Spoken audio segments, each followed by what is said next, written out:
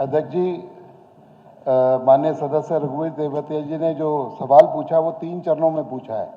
क्या यह तथ्य है कि पिछला विधानसभा निर्वाचन क्षेत्र के 104 गांव, जिनमें से 34 गांव पलवल जिले के अंदर आते हैं तथा 70 गांव फरीदाबाद जिले के अंदर आते हैं?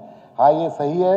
34 गांव पलवल में आते हैं, 70 फरीदाबाद के अंदर आते हैं। और दूसरा ख पूछा है, यदि हाँ तो क्या पृथला खंड को उपमंडल के रूप में घोषित करने का कोई प्रस्ताव सरकार के विचाराधीन है तथा उसका ब्यौरा क्या है? नहीं महोदय, ऐसा कोई प्रस्ताव विचाराधीन नहीं है। कभी कोई प्रस्ताव ना लंबित है, ना सरकार की तरफ से कोई इस पर विचार किया गया है। और गै पूछा, क्या किसी भी एक सबसे बड़े गांव अर्थात मोहना, छायजा, अटाली, दयालपुर तथा फतेहपुर बिल्लौच जो फरीदाबाद जिले के अंतर्गत आते हैं को सब डिवीजन के रूप में घोषित करने का कोई प्रस्ताव सरकार के विचाराधीन है? तो अध्यक्ष महोदय, ऐसा कोई प्रस्ताव सरकार के विचाराधीन नहीं है। और इसके अंदर 2 जो इन्होंने कहे हैं, दयालपुर और मोहना, 2 वहां पर सब तहसील है, उसमें कोई भी उपमंडल बनाने का कोई प्रस्ताव विचाराधीन नहीं है। अध्यक्ष महोदय, आपके माध्यम से मंत्री जी से कहना चाहता हूं, पिछले हलके में कोई शहर नहीं है, 104 गांव पड़ते हैं, कोई सब डिवीजन नहीं है, सबको शहर जाना पड़ता है, देहाती क्षेत्र है। मेरा आपके माध्यम से मंत्री जी से निवेदन है, फरीदाबाद से ही मंत्री जी आते हैं, फरीदाबाद की 6 सीट हैं, उसमें से पृथला भी पड़ता है। और मेरी मांग है, कम से कम पृथला को तो बनाया जाए, जिसके नाम से हल्का है, कम से कम उसको सब डिवीजन बनाया जाए। ये जरूरी है, 104 गांवों में सब डिवीजन ही नहीं है, तो इस पर तो विचार करने की जरूरत है मंत्री जी। अध्यक्ष जी, जो माननीय सदस्य ने कहा है वो पहली बार इसमें इन्होंने इस तरीके का प्रस्ताव रखा है। लेकिन जनगणना 2021 का कार्य जो है 1 जुलाई से प्रारंभ हो जाएगा। जब तक वो जनगणना का कार्य प्रारंभ नहीं हो जाएगा, इस तरीके के कोई भी सब डिवीजन बनाना या उसके लिए गृह मंत्रालय ने रोक लगाई है। और मैं कहूँगा आपके माध्यम से तेवतिया जी से कि अपना प्रस्ताव रखें, हम इस पर कंसिडर करेंगे और जो अगर वो पूरी करेंगे, जितनी भी जो उसकी नियमावली है, तो उसे जरूर बनाने का काम करेंगे। धन्यवाद। ठीक है, लेकिन जरूर बनाएंगे। चौधरी अकरम खान। Question number 42। अध्यक्ष महोदय, माननीय सदस्य ने जगाधरी में एक सीवरेज ट्रीटमेंट प्लांट स्थापित किया जाने के बारे में पूछा है। इसमें जगाधरी जिला यमुनानगर में 19.5 MLD औद्योगिक सीवरेज ट्रीटमेंट प्लांट के निर्माण का प्रस्ताव सरकार के पास है और ये कार्य अभी हम शुरू कर रहे हैं, इसको बढ़ा रहे हैं। इसको कब तक पूरा कर दिया जाएगा? कोई टाइम बाउंड इसको कराया? क्योंकि वहाँ सख्त ज़रूरत है इसकी और ज़्यादा जल्दी से जल्दी इसको बनवाया जाए। माननीय अध्यक्ष महोदय, हमने ये कार्य अभी अप्रैल 2025 में ही हम शुरू करने जा रहे हैं और उसको जल्दी उसको पूरा कर दिया जाएगा। इसको सारी इसकी प्रक्रिया पूरी हो गई है और अभी जल्दी शुरू हो जाएगा। आपके मैं कह रहा हूँ इसको कोई टाइम बाउंड कर दिया जाए ताकि इस वक्त इतने समय के अंदर ये कंप्लीट हो जाए। अभी जब इसमें अप्रैल में जब शुरू ही कर रहे हैं तो टाइम बाउंड तो उसका है, उसमें कोई बात नहीं, कंप्लीट हो जाएगा। ये हमने आपके वहाँ पे पहले भी काफी कार्य हमारे, हर प्रोजेक्ट की समय सीमा भी होती है। समय सीमा तो होती है, उसके अंदर कॉन्ट्रैक्ट बाकायदा से टेंडर के अंदर होती है। श्री चंद्र प्रकाश, श्री इंदुराज नरवाल। पर्चा नंबर 44।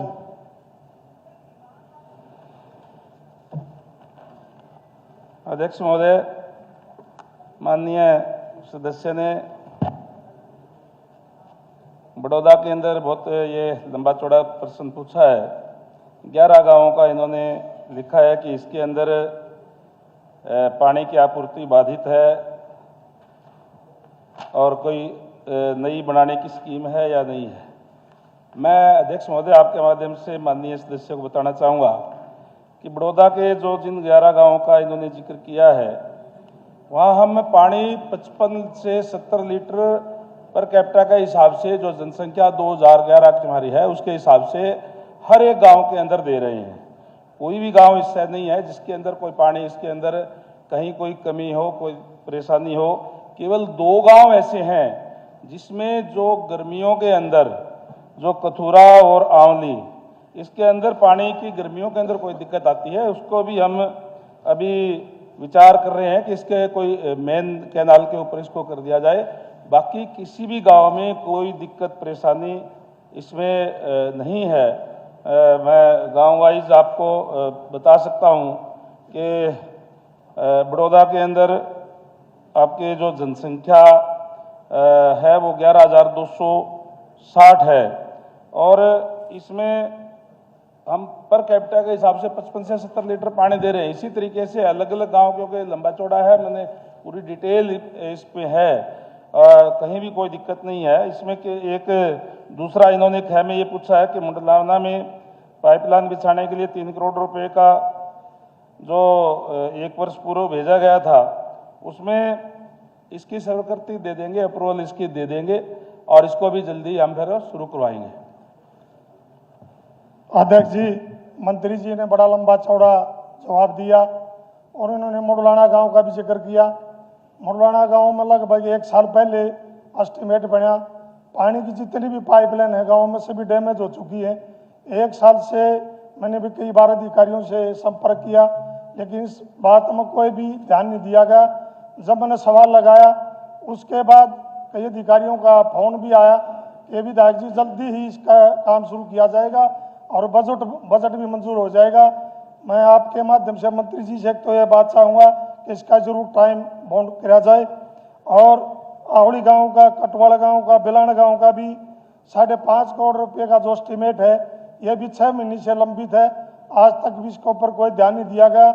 और मंत्री जी ने 2011 का जनगणना का जिक्र किया, आज 2011 का जिक्र नहीं, 2025 की बात अगर हम करें तो जनसंख्या आज पूरे हरियाणा प्रदेश की बात करें लगभग 3 करोड़ हो चुकी है।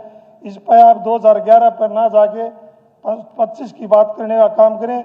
और गांव मुंडलाना में भी जो आपने कहा, इसमें एक डीप टिब्बल की भी बड़ी जरूरत है, इस पर भी आप जरूर ध्यान देने का काम करें। और गांव कथुरा और कालपा दोनों की साझी पब्लिक हेल्थ की एक डिग्गी है, उसमें अध्यक्ष जी जो कान और ब्रांच से जो उसकी पाइपलाइन आती है डिग्गी में पानी के लिए, वो डैमेज हो चुकी है और डिग्गी की भी बड़ी खस्ता हालात है। उस पाइपलाइन के लिए भी जो नहर से पानी आता है उसके लिए भी। इंदुराज जी, इसमें वो सारा आपके प्रश्न में मूल प्रश्न अध्यक्ष जी बात सही है, लेकिन मंत्री जी से मैं कहना चाहूंगा डीप टिब्बल का भी मैं जिक्र करूंगा। अध्यक्ष जी 1 मिनट, डीप टिब्बल की भी गांव खनपर, मदीना, जवारा, जसराना, बिलबलान, आउलाना, रिवाड़ा और बैसवाल कला गांव के डीप टिब्बल के एस्टिमेट भी लगभग 1 साल के करीब हो गए।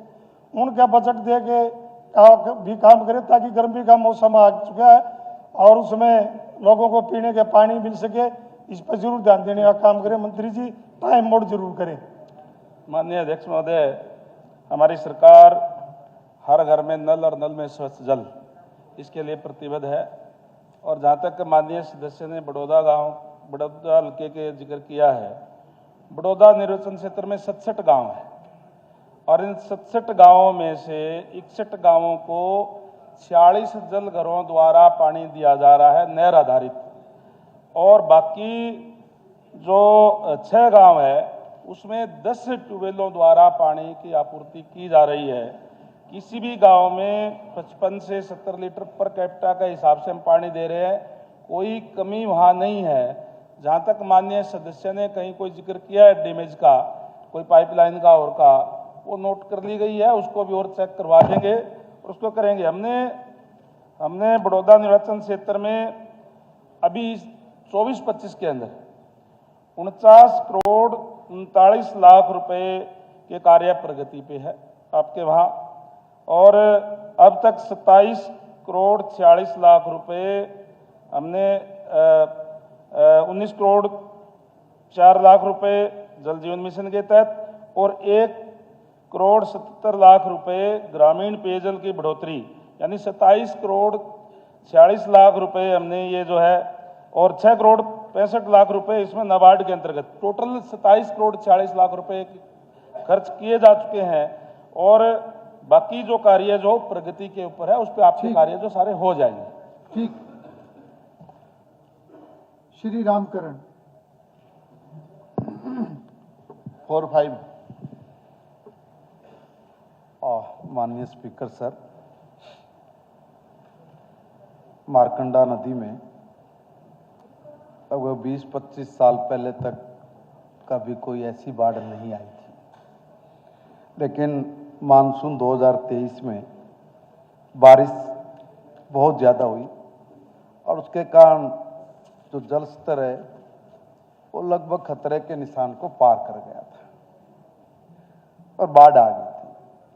विभाग ने मारकंडा नदी में जो मौजूद बांध से गाद निकालने का और उसकी जो दरारें, जैसा सम्मानित सदस्य ने पूछा, उसको भरने का पूरा विचार किया जा रहा है और गाद निकालने का जो काम है वो 30/6/2025 तक, और जो ये दरारें हैं इनको भरने का जो कार्य है वो 30/6/26 तक पूरा हो जाए, ऐसी संभावना है। श्री महोदय जी, 25 साल के 20 साल हो गए हम वहीं रहते हैं।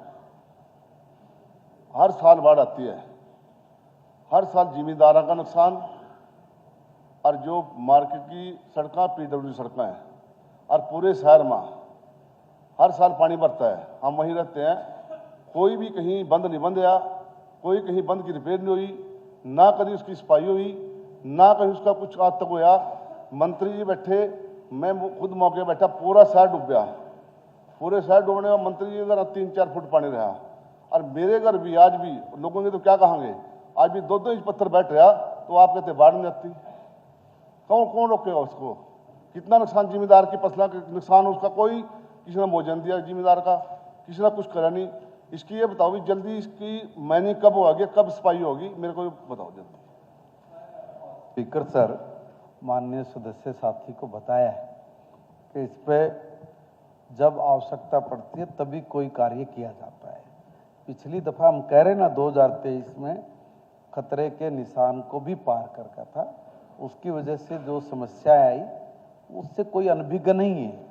और मैंने बताया कि 2025-30/6 तक हम लोग गाद निकालने का काम, और अगले 1 साल में ये तक ये सारी दरारें भर जाएं, इसका पूरा प्रयास करके इसको करेंगे। क्योंकि इसका जगह जगह ये नहीं पता लगता, बारिश में जब बाढ़ आती है तो पानी को किस दिशा में, जहाँ को भी उसको थोड़ा रास्ता मिल जाता है वो तो वहीं से निकल जाता है।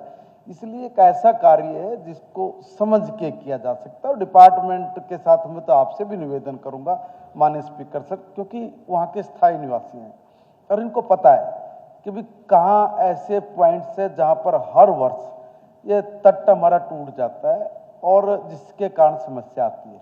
मैं निवेदन करूंगा सम्मानित साथी से कि वो एक बार डिपार्टमेंट के लोगों को भी मैं कहता हूँ कि वो एक बार बैठ के इनकी पूरी बात को समझ के आगे भविष्य में कभी कहीं को नुकसान ना हो, उनकी भी राय लेके इस पे काम करें। जी, जितने भी अफसरां, मैंने एक एक पॉइंट दिखा रखा। आप बराड़े से चल दो, कालाम से चल दो, जो आज रेलवे लाइन का जो रेलवे लाइन आ रेलवे के पुल पर, वहाँ भी रेत रेलवे लाइन के पुल के नीचे अट चुका है।